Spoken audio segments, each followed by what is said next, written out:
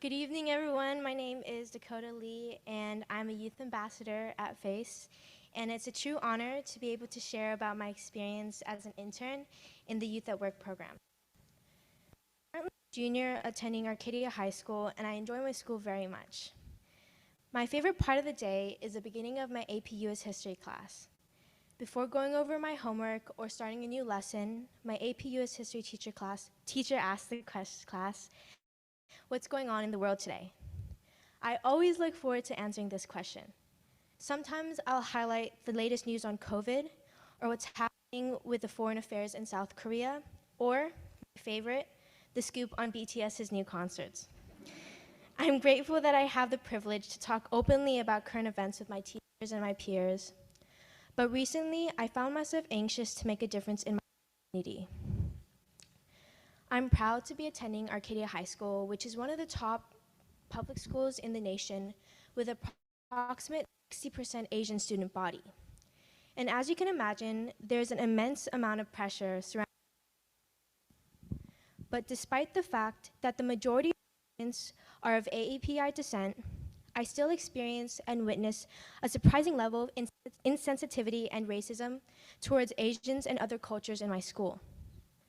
I personally witnessed the growing crisis of mental health, added pressure placed on Asians as the quote-unquote model minority.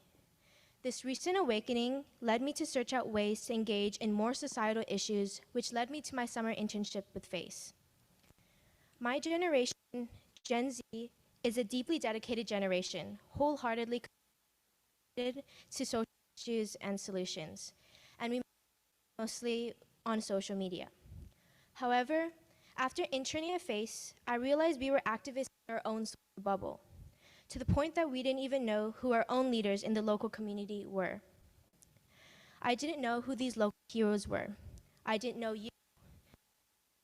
Faithfully worked to make a difference for me and my friends. I believe the bridge between my generation's social media activism and you, our experienced community leaders like FACE and the many others here tonight, must strengthen.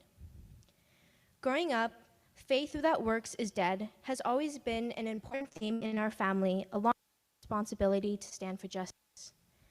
I'm a fifth-generation Christian and grew up hearing many stories of my great-great-grandfather's faith and sacrifice, as he was one of the renowned leaders of the freedom-fighting movement in Korea. I was also inspired by the stories of my ancestors 14 generations ago, the famous Admiral Lee Sun-shin, to defend the Korean nation. So you can say that there has been some subtle hints in my life to consider advocacy for my future. I know all of us have our own reasons and inspiring stories of impact via community leadership and care.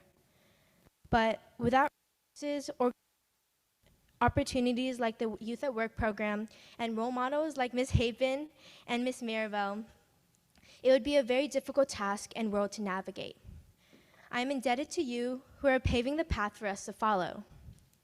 In closing, I would like to share and challenge you and me with something that Sheryl Sandberg, the COO of Facebook, had said. Every day, we all think and things we need to change. The former gives us joy, the latter fuels our desire to make the world different, really better than the way we found it. But trying to change the deep-seated beliefs and behaviors is daunting.